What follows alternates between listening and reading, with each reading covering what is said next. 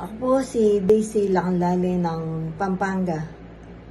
Panahon po ng pandemic nang matuklasan ko ang video sa YouTube kung paano nabuksan ang aking diwa at nalaman ang katotohanan. Panoorin po natin ang video na to ng Mensahero ng Silangan.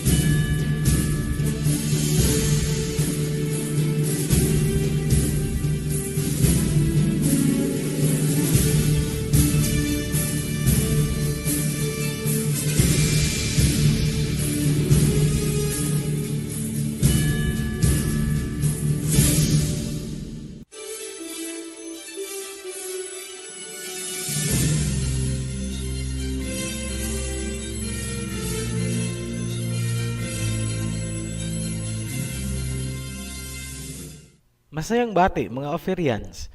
Ito po ang karugtong ng Creation Series kung saan dudugtungan natin ang kwento tungkol kay Adam, kay Eve at saka kay Cain. Sa mga hindi pa napapanood ang dalawang naunang video, unahin nyo po yun dahil hindi nyo ito maiintindihan kung hindi kayo magsisimula sa umpisa. Click nyo lang po ang link sa description para makarating kayo sa playlist. Bago po tayo magpatuloy, sasagutin lang natin ang ilang katanungan, komento at issues doon sa nakaraang video. Sa mga ipinipilit na ang asawa ni Cain ay ang kapatid niya, subukan nyo munang sagutin ang tanong na ito. Ang kasagutan sa tanong na ito ang magpapalaya sa inyo mula sa doktrinang nagbilanggo sa inyo. Alin po ba ang nauna? Yung pagkakaroon ba ni Cain ng asawa at 5 henerasyon o ang pagkakaroon niya ng mga kapatid? Walang dapat pagtalunan sa edad ni Adam na umabot ng 900 years. Wala ding dapat pagtalunan sa pagkakaroon niya ng ibang mga anak. Ang tanging issue ay alin ang nauna, ang pagkakaroon ba ni Cain ng 5 henerasyon o ang pagkakaroon niya ng mga kapatid? Which is which? Hindi mahirap hanapin ang sagot dyan. Kitang-kita po sa Genesis chapter 4. Huwag nyo lang mamanipulahin ang laman ng Genesis chapter 4 na huhugutin ang nasa huli at ilalagay sa unahan at ang nasa unahan ay hihilahin nyo papunta sa huli para tumama lang ang doktrina. Sarili nyo po ang niluloko nyo, minamanipulan nyo ang chronology na ibinigay dyan ng Biblia. Sa mga sincere naman talaga na malaman ang katotohanan, ngunit nalilito lamang, muli naming ipapaliwanag ng maiksi lang. Paumanhin po sa mga alam na itong parte, saglit lamang po ito. Balikan natin ang Genesis chapter 4, verse 16. And Cain went out from the presence of the Elohim and dwelt in the land of Nod on the east of Eden. Verse 17. And Cain knew his wife, and she conceived and bare Enoch. And he builded a city, and he called the name of the city after the name of Enoch. Verse 18. And unto Enoch was born Irad, and Irad begat Mehujael, and Mehujael begat Methusael, and Methusael begat Lamech, and Lamech took unto him 2 wives. 5 henerasyon yan galing kay Cain, ngunit hindi pa isinisilang si Seth at ang kanyang mga kapatid. Ituloy po natin. Verse 25. And Adam knew his wife again, and she bare a son, and called his name Seth. For Elohim said, She hath appointed me another seed instead of Abel, whom Cain killed. Ngayon, kung titingnan naman natin sa Genesis chapter 5, ibinigay ang edad ni Adam noong isinilang si Seth. Sa verse 3, And Adam lived 130 years, and begat a son in his own likeness, after his image, and called his name Seth. Yan ang napakaliwanag na may asawa na si Cain, may pamilya, may 5 henerasyon, may syudad na naitayo bago pa man isilang si Seth at ang mga sumunod sa kanya. Huwag niyo pong babaliktarin ang sequence ng Biblia para lamang patamain ang doktrinang inasawa ni Cain ang kanyang kapatid. Ito po ang diagram para mas madaling maintindihan. Pwede niyo pong i-post ang video para mapag-aralan ang chart na aming ginawa. Ang edad ni Adam bago ulit nagkaroon ng anak ay 130 years old. Pero nagkaroon na si Cain ng 5 generations and a city bago pa man isinilang ang kanyang mga kapatid. Ibig sabihin, ang doktrinang inasawa ni Cain ang kanyang kapatid ay sobrang imposible dahil hindi pa ipinapanganak ang kanyang mga kapatid. So paano niya ito aasawahin? Klarado po yan. Naninindigan ang Ophirian Heritage Conservatory na ang asawa ni Cain ay hindi niya kapatid. Walang ibang pwedeng panggalingan ang mga tao sa Nod, kundi ang first couple na unang nilikha sa chapter 1. Isang katotohanang ayaw tanggapin ng mga nabulag ng doktrina.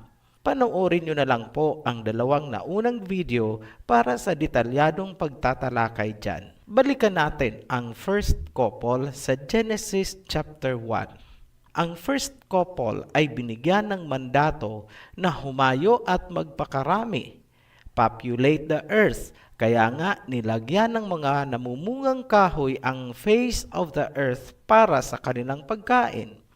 Kung susuriin, ito ang panimula ng nation building. Habang sila ay dumadami, mabubuo ang mga bansa na may iisang lahi lamang dahil iisa lang naman ang pinagmulan. Ang mga taong ito ay nilikha ayon sa wangis o image ng Elohim. Yan ang grand design ng creation. Para mapalutang natin kung ano ang nangyari sa lahi ng first couple, sisimulan natin sa panahon ng creation. Sino-sino ba ang mga kasali o presente sa panahon na nilikha ang lahat? Mga angels. Hanggang sa Garden of Eden, may mga angels doon. Tingnan niyo po ang nasusulat sa Job chapter 38 verse 4. Where were you when I laid the foundations of the earth? Tell me, if you have understanding, who determined its measurements? Surely you know. Or who stretched the line upon it? To what were its foundations fastened? Or who laid its cornerstone? When the morning stars sang together, and all the sons of Elohim shouted for joy. Maliwanag na presente or naandon ang mga angels na tinawag na sons of Elohim or sons of God at inilarawan bilang mga morning stars. Tandaan niyo po na ang tinatawag na sons of Elohim o sons of God, para sa mga hindi alam kung ano ang Elohim, ay mga angelic beings po yan. Marami pong naligaw dahil hindi naintindihan kung alin ang sons of Elohim at alin ang sons of man. Akala ng iba, ang sons of Elohim ay ang lahi ni Seth. Hindi po. Tatalakayin natin yan ng hiwalay dahil mawawala tayo sa kasalukuyang topic. Tanong, si Lucifer ba ay naandun sa panahon ng paglilikha? Yes, kasi isa siyang high-ranking angel. Noong gagawin na ang first couple, ito ang sinabi ng Elohim. Genesis chapter 1 verse 26. Then Elohim said, "Let us make man in our image, according to our likeness. Let them have dominion over the fish of the sea, over the birds of the air, and over the cattle, over all the earth, and over every creeping things that creep on the ground or on the earth." So Elohim created man in his own image. In the image of Elohim, he created him. Male and female, he created them. Then Elohim blessed them, and Elohim said to them, "Be fruitful and multiply, fill the earth and subdue it, have dominion over the fish of the sea, over the birds of the air, and over every living thing that moves on the earth." May mga mahahalagang punto po tayong kailangang titigan ng mabuti dyan. Una, ang sabi ng Elohim na let us create man. Pansinin na ang salitang let us create sa Tagalog ay gawin natin. Ibig sabihin, may mga kasamahan ang Elohim noong ginawa niya ang first couple. Hindi siya nag-iisa. Naandun si Lucifer noong nilikha ang tao. Ibig sabihin, nakita ni Lucifer kung paanong nilikha ang first couple. Mahalagang tandaan na ang first couple ay ginawa sa wangis ng Elohim at inaasahan ng Elohim na sila ay magpapakarami sa wangis na yan. Matapos likhain ang first couple, binigay sa kanila ang buong mundo bilang teritoryo. Sakop nila lahat ng mga creatures mula sa isda hanggang sa mga ibon.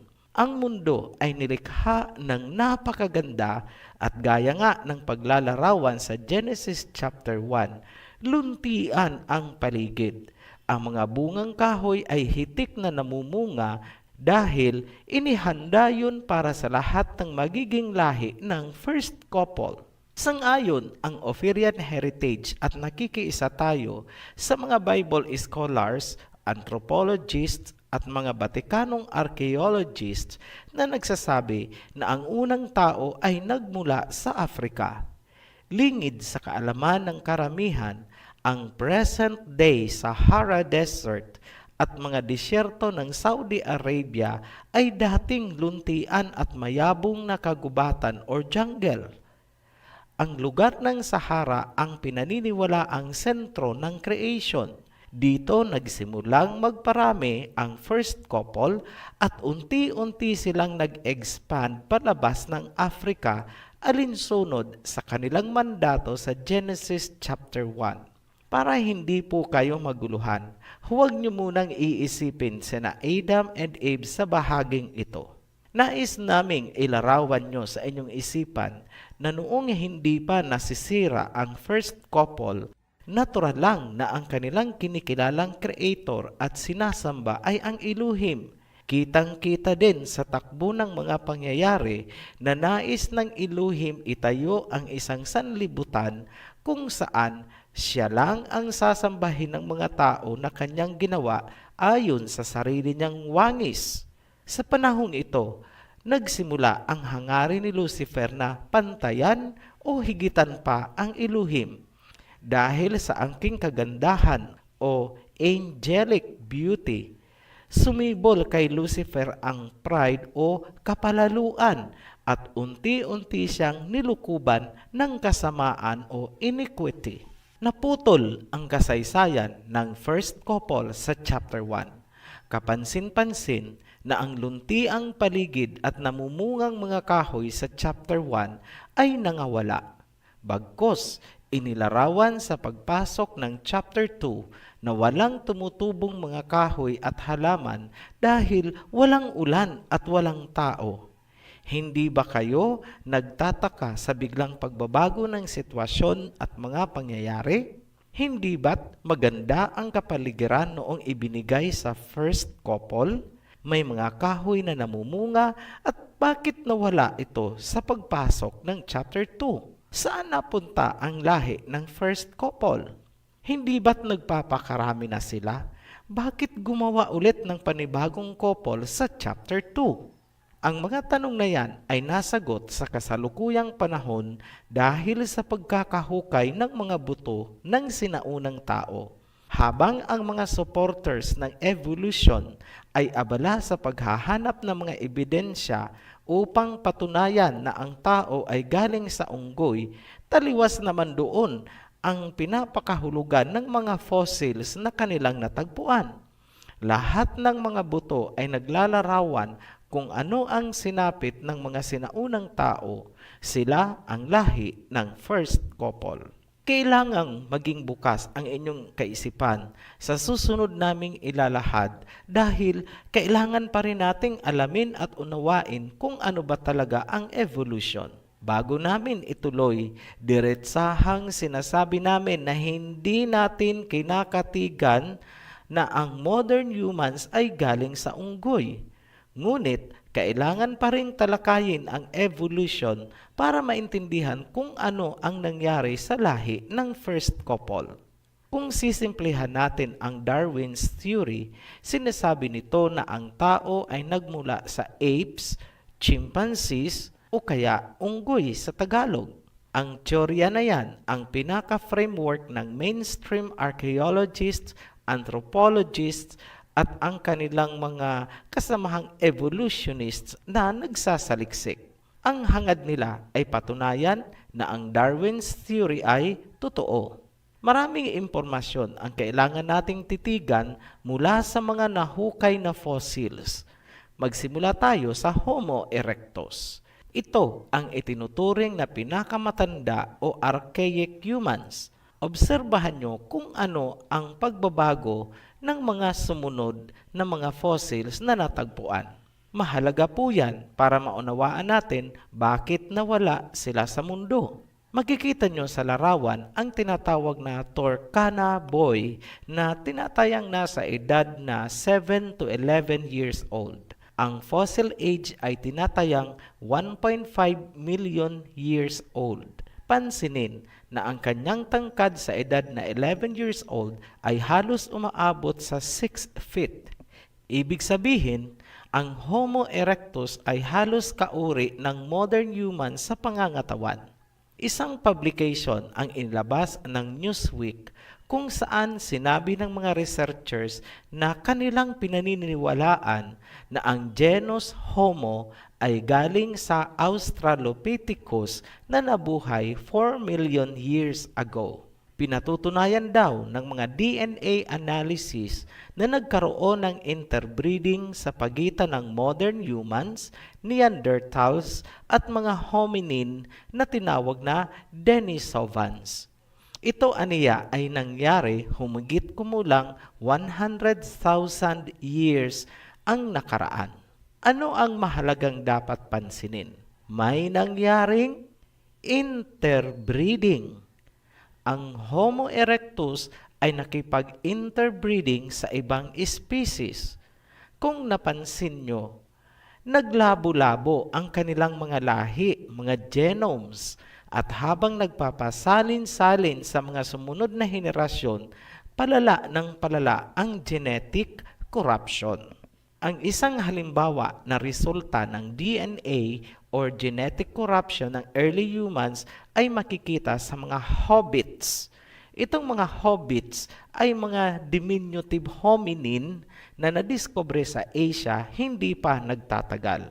Kasama dito sa mga hobbits ang Homo floresiensis ng Indonesian island of Flores na tinatayang nag-exist o nabuhay 50,000 years ago.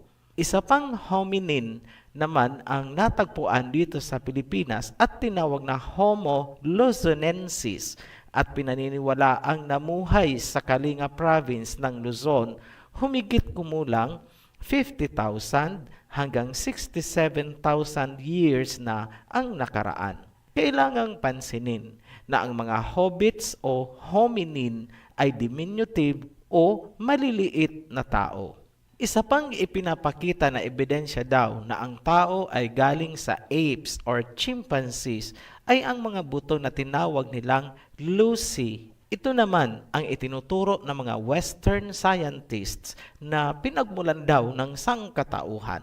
Si Lucy ay nabibilang sa Australopithecus afarensis na nabuhay sa Africa humigit kumulang 3.7 million years na ang nakaraan.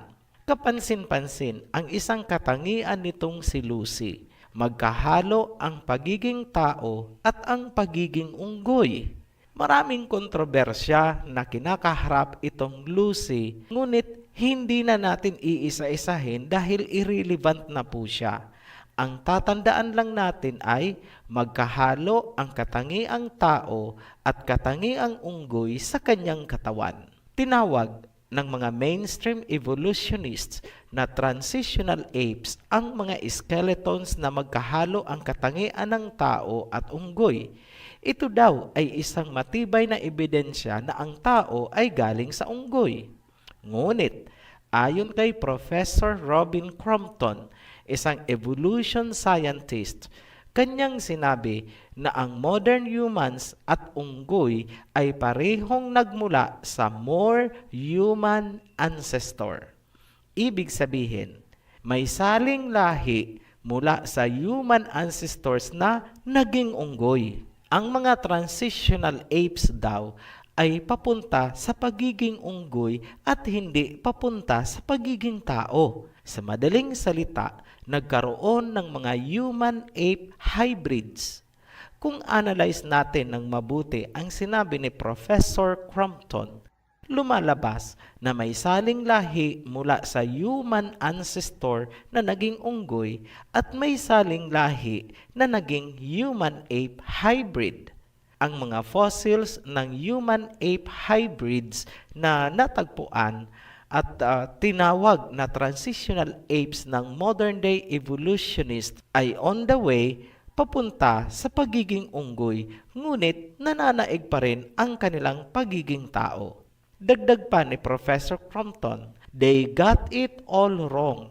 Nagkamali daw ang mainstream evolutionists. Sa sinabing ito ni Professor Crompton at ng kanyang mga kasamahang researchers o mga scientists na pagtanto ng Ophirian heritage na sumailalim nga sa interbreeding at genetic corruption ang sinaunang lahi ng first couple. Unti-unti silang nagiging mas unggoy sa bawat saling lahi. Ibig sabihin, palayo sila ng palayo sa image of the Elohim kung saan sila ay nilikha ayon sa Genesis chapter 1. Ngayon, kung may suspect sa pagkakasira ng mga nilikha mula sa pagiging good condition papunta sa pagiging corrupted, sino kaya ang suspect? Masasagot na yan ng inyong biblical logic. Who else? Wala namang iba kundi si Lucifer at ang kanyang hukbo. Di po ba? Ngayon, ano at paano ginawa ni Lucifer ang pagsira sa produkto ng creation? Masasagot natin yan kung titingnan natin ngayon ang kakayahan ng tao sa larangan ng siyensya.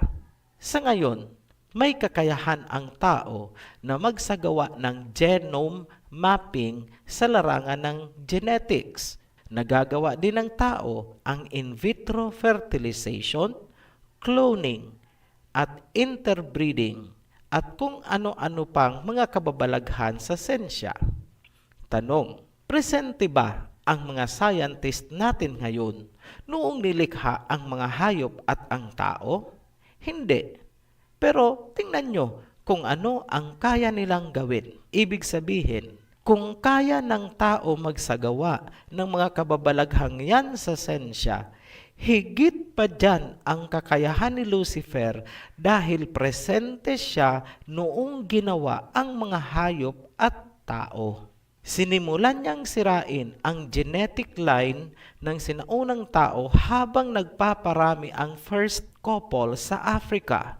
Bawat bagong saling lahi ay palayo ng palayo sa original na image of Elohim. Yan ang hindi alam ng mga prejudice kapag naririnig lang nila ang salitang evolution.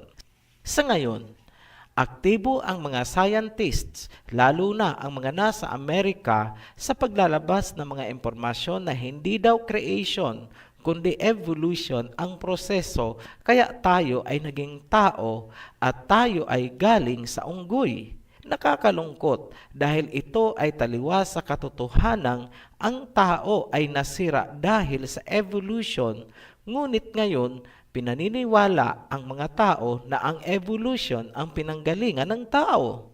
Ang mga kabataan ay madaling masilaw marinig lang ang mga salitang advanced technology at maraming researchers din ang nami-mesmerize kapag naririnig ang mga salitang scientific research at kung ano-ano pang mga jargon na ginagamit sa scientific community. Kasabay dyan ang mga mind conditioning strategies para ma-immune ang isipan at mabawasan ang resistance gaya ng mga pelikulang King Kong at Planet of the Apes. Ang tawag dyan ay grand deception. Kahit anong gawing pagtatakip, ang mga fossils ng human-ape hybrids ay maituturing na corpus delicti ng malagim na sinapit ng ancient humans. Hindi maipaliwanag ng mga scientists bakit naging extinct ang archaic humans, bakit hindi nag-survive ang kanilang species. Ang itinuturing na dahilan ng extinction ay ang paglalaban-laban ng mga grupo.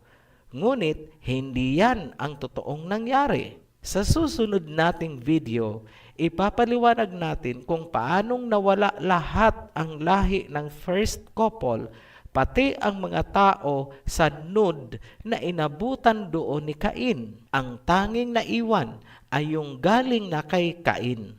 Ibig sabihin, ang buong henerasyon ni Cain ay naligtas sa extinction na tumama sa lahi ng first couple. Lumalabas din na ang lahat na galing kay Cain ay magkahalong lahi ng first couple at ni Adam and Eve. Ngayon, bakit hindi napasama sa extinction ang lahi ni Cain? Simple lang, kasi may dugo sila na galing kay Eve at tandaan na si Eve ay galing din naman kay Adam. Ibig sabihin, ang buong lahi ni Cain ay magkahalong dugo ni Adam at ng first couple. Ang dugo ni Adam ang nagligtas sa kanila sa extinction. Sa makatuwid, lahat ng tao na hindi nanggaling kina Eve ay namatay sa panahon na yon. Naging extinct sila. Ang mga tanging nabuhay ay ang galing na kay Eva. Yan ang rason bakit sinabi sa Biblia na si Eva ang ina ng lahat ng nabubuhay. Ano ang mahalagang tandaan? Ang lahi ni Cain ay magkahalong dugo ng first couple at ni Adam and Eve. Mahalaga po yan at huwag kalilimutan dahil malaki ang kinalaman niyan sa mga susunod na mangyayari. Hindi pa po tapos ang kwentong ito.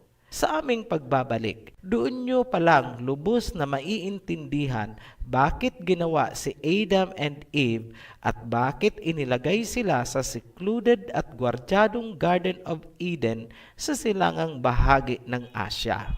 Muli po kaming nagpapasalamat sa mga patuloy na nagsusubaybay at sumusuporta sa ating channel.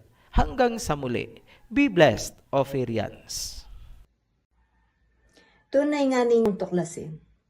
Kung kayo'y natuto o naliwanagan, pakisuportahan ang ating video sa pamagitan ng likes and subscribes.